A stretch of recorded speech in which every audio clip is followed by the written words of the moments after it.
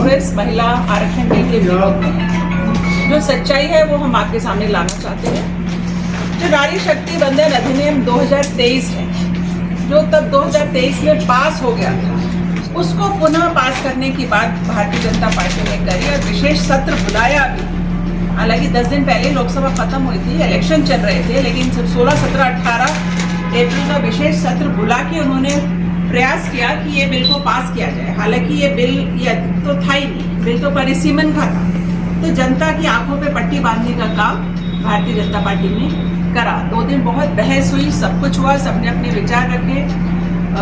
प्रियंका जी ने, राहुल जी ने, खड़गे जी ने, सबने अपने पूरे अच्छे मजबूत तरीके से विचार रखे और जब देखा तो ये बिल महिला आरक्षण का तो था ही नहीं। जिस प्रकार से भारतीय जनता पार्टी ने पूरे देश में जो माहौल बनाया है, उससे मुझे लगता है कि भारतीय जनता पार्टी पूर्ण रूप से महिला विरोधी है।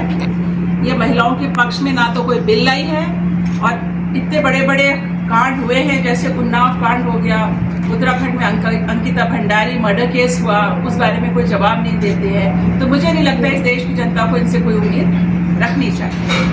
जब हम महिला आरक्षण की बात करते हैं तो देखिए, ये राजीव गांधी जी 1989 में जब प्रधानमंत्री थे, उन्होंने इसकी शुरुआत की थी। उनकी सोच थी कि महिलाओं को उनका अधिकार मिलना चाहिए, तो उन्होंने पंचायती राज और लोकल बॉडी इलेक्शंस में रिजर्वेशन की बात करी 33% और रिजर्वेशन लागू भी हुआ 93।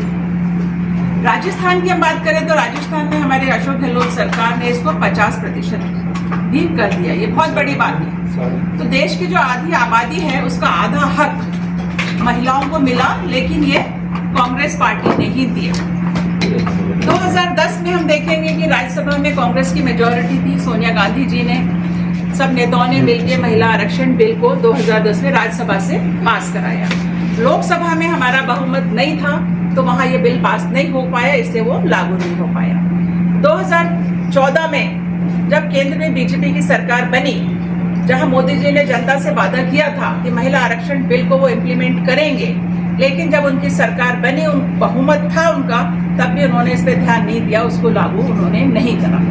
राहुल जी ने 2016 में उनको चिट्ठी लिखी कि आपका बहुमत है, महिला आरक्षण बिल को लागू कर दीजिए, लेकिन उनके कान पे जू भी नहीं रही। 2018 में सोनिया जी ने भी चिट्ठी लिखी कि इस महिला बिल को लागू करिए, आधी आबादी का मामला है, उनके हक का मामला है, इसे लागू करिए। उन्होंने कुछ नहीं किया। 2023 में यह बिल आया, इसका सबको सहयोग रहा और महिला बिल पास हो गया। लेकिन इसमें यह कहा गया कि पहले जनगणना होगी, परिसीमन होगा, फिर इसको लागू किया जाएगा। जनगणना की हम बात करें तो देखिए, 2001 की जनगणना हुई, 2011 की जनगणना हुई, 2021 में जनगणना नहीं हुई। केंद्र सरकार चाहती तो करा सकती थी, लेकिन उन्होंने बहाना लगा दिया कोरोना का, 10 बहाने, उनकी नियत में खोट था, उन्होंने जनगणना नहीं कराई। तो इसी बेसिस को लेके उन्होंने कहा हम कैसे लागू करें इस महिला बिल। अभी तक 2026 आ गया, लेकिन जनगणना अभी तक नहीं हुई है। हर 10 साल में जनगणना होना जरूरी होता है और हर 25 साल में परिसीमन होता है, क्योंकि विधानसभा और लोकसभा में इतनी जनसंख्या बढ़ जाती है तो उनका परिसीमन करना जरूरी होता है, हमेशा होता भी आया। लेकिन उन्होंने इस काम को भी नहीं किया। अब जो ये 3 दिन का विशेष सत्र था, उसमें उनका मकसद था परिसीमन बिल को पास करना, और कोई रूल, कोई कायदे, कोई नियम नहीं। इसके इतना बड़ा मुद्दा है परिसीमन का बिल, इसके बारे में कोई सर्वदलीय बैठक उन्होंने नहीं बुलाई, किसी से चर्चा उन्होंने नहीं करी, गाना गाते रहे महिला बिल और चुपचाप से चोरों की तरह वो ये परिसीमन बिल को पास कराना चाहती थी। तो ये लड़ाई अब कांग्रेस लड़ रही है कि आज करो, अभी करो। जब 543 सीटें लोकसभा में है, तो आप क्यों आज से लागू नहीं कर सकते? महिला बिल का 33% आरक्षण आप 543 सीट्स में करो, 180 महिलाएं हमारी निकल के आएंगी। लेकिन उनका कहना नहीं 2029 में करेंगे हम, जब हमारी 800 साढ़े 800 सीटें हो जाएगी। ये क्या मतलब? इसे कहते हैं चोर की दाढ़ी में तिनका। जो काम आज हो सकता है क्यों नहीं करते?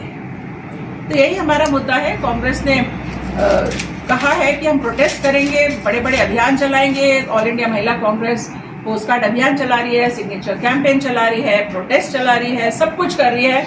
जब तक महिला आरक्षण बिल लागू नहीं होगा, तब तक हम चुप नहीं रहेंगे, निरंतर बीजेपी के पीछे लगे रहेंगे और इसको हम लागू करा के ही दम। देखिए 2023 में बिल पास हो चुका है, सर्वसम्मति से पास किया, कांग्रेस ने इसका पुरजोर सपोर्ट भी किया था।